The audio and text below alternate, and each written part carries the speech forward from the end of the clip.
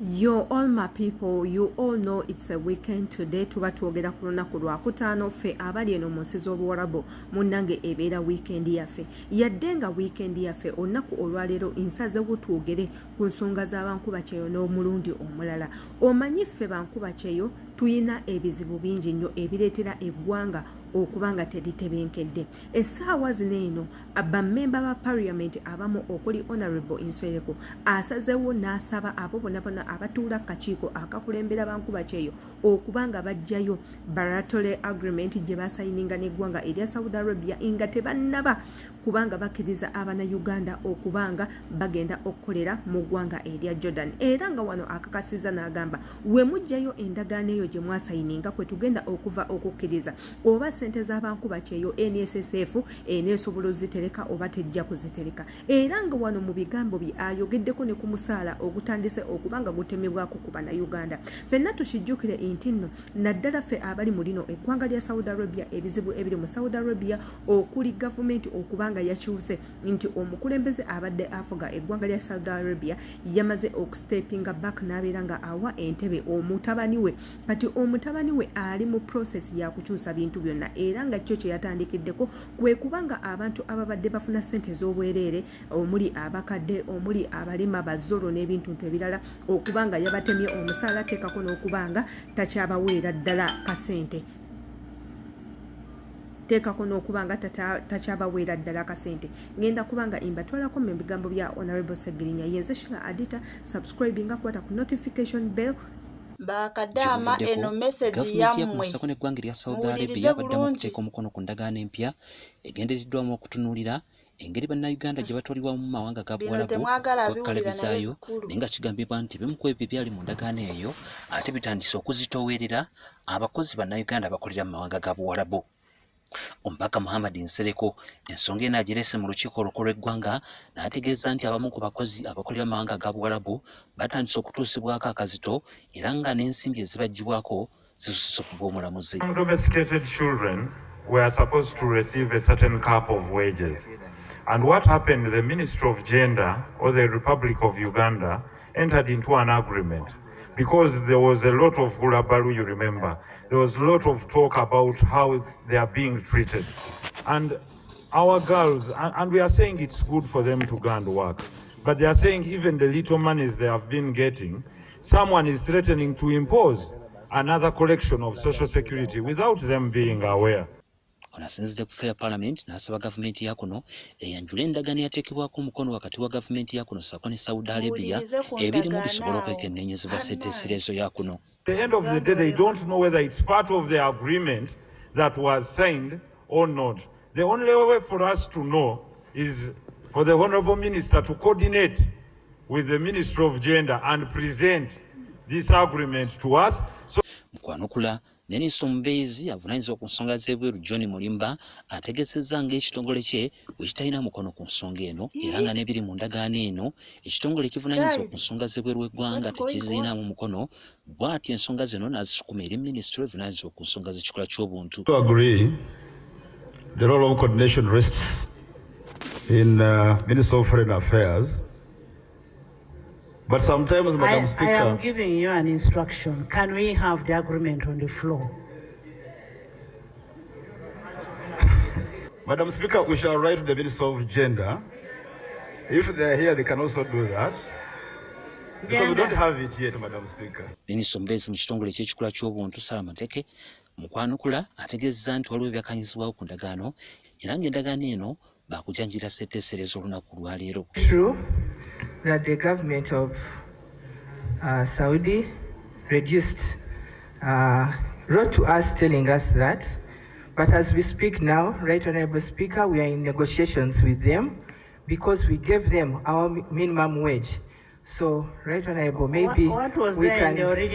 Honorable Nsereko ndowooza mumulabye bulungi nnyo nga atuuzizza akakiiko teekako n'abamemba ba parliament wonna ng'abatadde mu kayogiyogi w'ebibuuzo ng'ababuuza banange muleete endagaano gye mwasayininga na zino ensi tugitunulemu tulabe ki ekigenda okugasa abo abaana abakola e Bulaaya kubanga bakola obusente butono ddala ate era bwe tubagamba nti sente zaabwe ffe tuba tubeera nazo n'obuvunaanyizibwa bwa sente ezo olwo bo ng'abantu abeewaayo ne bagenda ne bakola sente zaabwe bagenda kubanga bazifuna batya ate nga si ye yekka mbabuuliddeko ne mbagamba Honorable Segirinya before he was admitted to the hospital yaleka ayogedde ku zino ensonga ng'ayogera ku nsonga z'abankubakyeyo how we are traumatized how we are being treated how engeri gye batukolamu we batukolako ebintuntu ebiri immoral n'asalawo okubanga araisinga eddoboozi lyabwe n'abagamba banange you even did a mistake okuddamu okusayininga endagaano eno without confirming nti oba abantu baneeno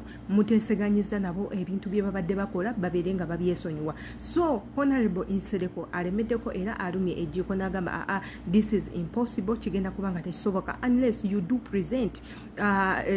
present the agreement you do signed with Saudi Arabia so that tugitunemu tulabe how it going to benefit both workers and us ekintu kyendowooza nti no kirungi nnyo wabula ng'ate era however singa abadde era takyogeddeko nga Honorable Nsereko ffe nga bankubakyeyo we already raised our voices nga tugezaako babuulira ku biki ebigenda maaso naye tubagamba you people the agreement you do signed again does not benefit us we don't get any beneficial activities in that agreement kubanga all the things we complained about last time are the same things that do happen right now ate era nekisinze okwenyamiza ntino to the situation that is going on here abroad abaana batandise n'obasala omusala we all know ntino King yagezezaako okukyusa buli kimu and people don't have money these days ndowooza mwena abakolera eno ebintu ebyo mwabitegedde era mubimanyi wabula ng'ate sigenda kukoma ku ekyo ngenda kubanga imbaleetera akatambi ak'omu enkubakyeyo oyo nno nga yeewaayo okubanga alwanirira eddembe ly'abankubakyeyo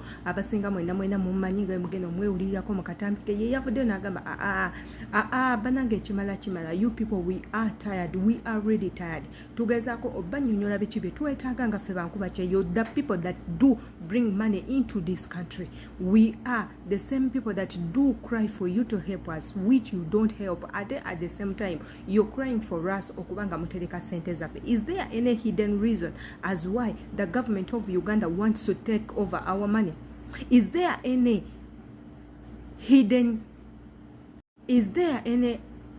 activity in Uganda that the members of parliament and the government at large want us to invest money in naffe tetukitegera nga ffe bankubakyeyo wabula we are yet to find out katugendako mu katambi kono omukyala enkubakyeyo tubeere nga tukawuliriza tumale ate era tukomewo bwe kyolina okukola twekumireko ng'osubscribe nze okwate ku notification bell kati nno ejja kuyamba nti buli video yonna gye nteekayo egenda kubanga ekutuukako nga gwe omuntu ate era teweerabira kubeera nga okomentinga mu comments zammwe tuyigamu ebintu bingi nnyo igwe commenting nga tumanye endowooza yonga gwe alabye akatambi kano osobola okwongerayo ku mikutu gyange gyonna emirala kwendi kosa Shila Adita page okono ku Facebook ku TikTok ku Instagram ate ne ku Snapchat munange kwendi nnyo jangu onsangeyo osobola okunkubirako totya nja kubanga esimu yo enjikwata mu bunambiro woba nga you're one of my subscribers you're one of my followers in fact when you call me or beep me I will be beeping you back calling you back texting you back jangu tuberenga twegako katugendeko mu katambi atera tuberenga tukomawo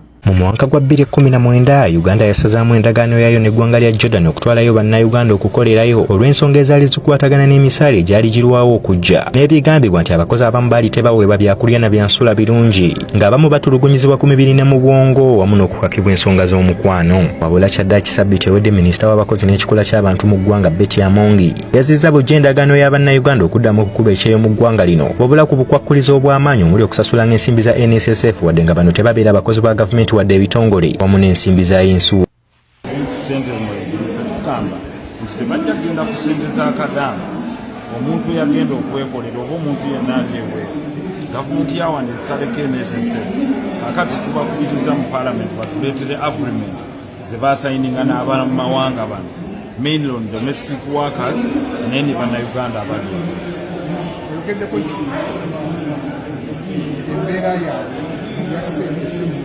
embeera yaabwe ya ssente si nnungi kubanga ssente za Uganda zaakunguuka ate bano bwe bagenda nga babasalako kakati abamu bagamba nti ssente zaabwe zikendedde kakati twagala kutunuulira endagaano gavumenti ya Uganda gye yasayinira neya Saudi Arabia ku bakozi bano twetaaga nnyo agambye alina ogireeta kirugiti paalamenti emugambye agireete endagaano tugitunuulire ate twogere ne ku nsonga z'abaana bano naddala ez'okubatema ssente zaabwe ekirowoozebwa bo kye babadde bagamba nti waliwo yakyogera okuva mu NSSF ekirungi bagambye minisitule ya genda ejje ne minisitule ya foreign affairs baleete zino endagaano ebbiri tuzitaganjule tulabe obuzibu buvaawo.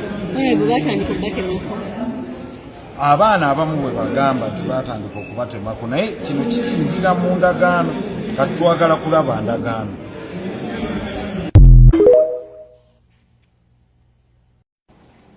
Ku bizibu ebitutawaanya nga bannayuganda era ebizibu bye tuyiseemu mu bilateral agreement mu masekkati g'eggwanga erya Uganda n'eggwanga erya Saudi Arabia, ndi sure nti byebizibu ebyabaleetera okuggala eggwanga erya Jordan ne mujjawo bilateral agreement gye mwazizzaayo mu masekkati gammwe nayo. Nti wentunulamu wano already endagaano eno gye mwasayininga, endagaano eno gye tutambulirako ba contract gye tutambulirako, ebizibu ebirimu twalisabira solution, twalisabira engeri gye tusobola okubanga tusobola okununula munnayuganda, tusobola okukolera mu mbeera eyeeyagaza, mmwe ne mweyagala. Ministry of Gender, Labour and Social Development njogera nammwe, Mama Betty Amongi, our Ugandan government njogera nammwe nga housemaid amanyi ayita oba alabye ebizibu ebitunyigiriza nga bannayuganda.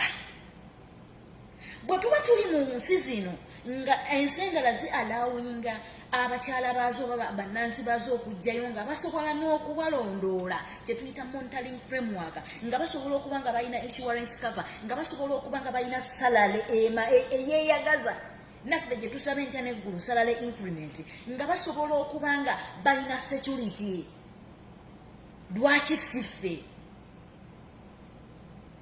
Lwaki siffe? Already endagaano yaffe ey'eno mu ggwanga lya Saudi Arabia ebalemye okutereeza.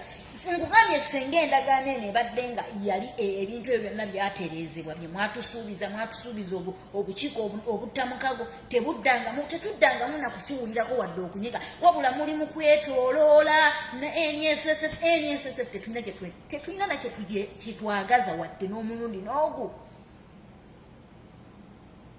Tetulina kyetwetaaza NSSF, Honorable Nsereko Tata, tetulina kyetwagaza NSSF. You don't even need to request that bilateral oba budget oba biki kasita mubanga mulimu NSSF ngamba National Security Fund tetulina kyetujagaza yo NSSF esookeddeko wabbali mu bizibu ebituluma yo temutawaana na tuteseza na NSSF. Tetufuddeeyo ne bana batusalako nusu ataano ngamba ga Uganda tetujeetaaga. Ebizibu ebituluma bye bino wammanga, twetaaga insurance naye ate nga si NSSF yegituwa. Bw'ebanga ng'NSSF yegituwa ng'etufevalinga it's okay, naye webanga yakutunyigiriza nayo URA etutubuulire tusaleko emisaala etusaleko emisolo ne NSSF naye tutekejjuleko kubanga tegenda zituterekera bwereere oba tujja ziyisizaamu nti nno lyekkubo lye tuziyisizaamu zituuke ewaka nga era tebazikekejjudde. Olwo nze ngenda kusigazaaki Kadama wange Kadama waabwe asula ayimiridde, nsula nyimiridde, nsula ntunula, nze mmenyekera ssente, nze ntuuyana otandika okweyagalira mu ssente zange. Nedda, ekyo nedda. Ye bannange endagaano ya Jordan ne Uganda mwagisazaamu. Bwe mwagisazaamu ebizibu ebyo ebyabaleetera ogisazaamu birizolovingiddwa, ye era birizolovingiddwa batya tulabeko. Embasa erisitedde teyugayuga, security weeri, bagenda kulondoolwa, balina insurance.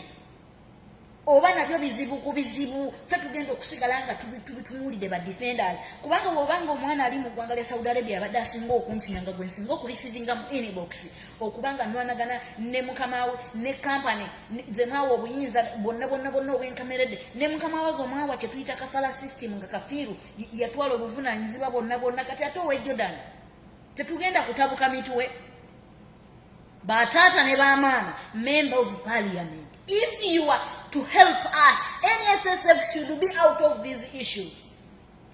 Tuweebwe bye tulina okuweebwa tukolere mu mbeera eyeeyagaza eby'okubeera nga mukuba ensiko mwetolola ekituufu mukimanyi bwe tuba tukola n'amawanga amalala nga abakulembeze baabwe basobola okuyimirira ne bayimirira n'abantu baabwe. Mmwe lwaki temuyimirira naffe? Nedda NSSF yo eve mu bintu bino ebiviiremu ddala NSSF guno omupiira guveemu mu kisawo tetukwagalamu. Ekyo kyo nkyogera nkiddamu oba ntegerekese bulungi. I'm a voice for the voiceless. Mami Fahima Gwe Kadama omuzira Ntenaluge Amina okuva mu district y'Erengo. Mutereeze ensonga ezo zokka kasita zinamala okutereera. Ebisigadde tetulina tabbu nammwe, tujja toyizikuuta, tujja kukuuta embalaza, tujja kukuuta enzija, tujja kukola buli kimu kubanga twasoberwa ewaka ne tujja mu kibira. Kati mu kibira twagalayo kye tuyita fresh air for God and my country. Nakakatambi nkabatereddeyo bulungi nnyo wano wetwagalira omulanga gwammwe era nga we are calling upon all abaana mwena abakola ebulaya to start raising your voices. Ndowooza mukiwulidde omu ku baminisita wavudde n'agamba nti endagaano bo tebagitunula namu, they don't even know what they signed. Kati ekyo kikulaga ki nti nno bano abantu ebintu bye bakola nabo tebabitegeera. Obeera otya nga gw'omu abeera ku kakiiko ak'okuzzaako omukono ku ndagaano, akakiiko akalabirira bankuba kyeteekako n'okumanya amagenda gaabwe n'amadda mu ggwanga, obeera otya nga tomanyi biki bisayiningiddewa mu contract, otugamba otya nti tewafuna na chance gitunulamu. Bannange oba amateeka ge Uganda gakola katya? Me too, I don't know. Kubanga tosobola kubanga ongamba nti yegwe musomesa osomesa English wabula ne bakubuuza abaana bafunye maximeka when you don't know. Oba ne bakubuuza mwasetinze bibuuzo ki when you don't know and you are the same teacher asomesa abaana ate you the same teacher amakinga bino ebibuuzo. Does that really make sense? Of course not. It does not make any sense. Waneno nze wenkabira bankuba kye tusiba tubagamba nti no one is going to help you rather than yourselves. Muveeyo okusinga okugenda mu bintu bitabayamba wuno akina nudes wuno akina pony wuno akina bivumo mutabaala ebivumo by'abayimbi eno neno mulwanyako gundi mulwanyako ono. Igwe you personally who's going to fight for you? Ani agenda okulwanirira? Ani agenda okuraisinga eddoboozi lyo? Ani agenda okuyambako okutuusa information eyekuli ku mutima gy'oyagala abantu bamanye? Ani agenda okuyiirawo omubiri gw'oyiirawo abantu omubiri abalala omubiri naye gwe ani agenda ogukuyiirawo? Wano tubagambira nti you still have a chance. Mwina abantu aboogera ku zino ensonga nga nze nga ba aviator nga ba mama Fahima nga ba Kadama's voice abantu mubeesibeeku kuba mubeetaaga ate era mubaagala. Wetukola obutambi nga bwetubuduweti nawe yongerezaako eddoboozi lyakubaako ky'ogamba abantu nabo bamanye nti nno gy'oli naye gye mukoma okusirika gye tukoma okuba nga batutuusaako ebintu ebiri improper ate era gye tukoma okuba nga tonyegerezebwa. Yenze Shira Adita akatambi kano bw'oba okayizeemu tukusuubira ekintu kimu kwe kubanga okomentingaawo obeereko ky'otugamba subscribing okwate ne ku notification bell. See you in my next video.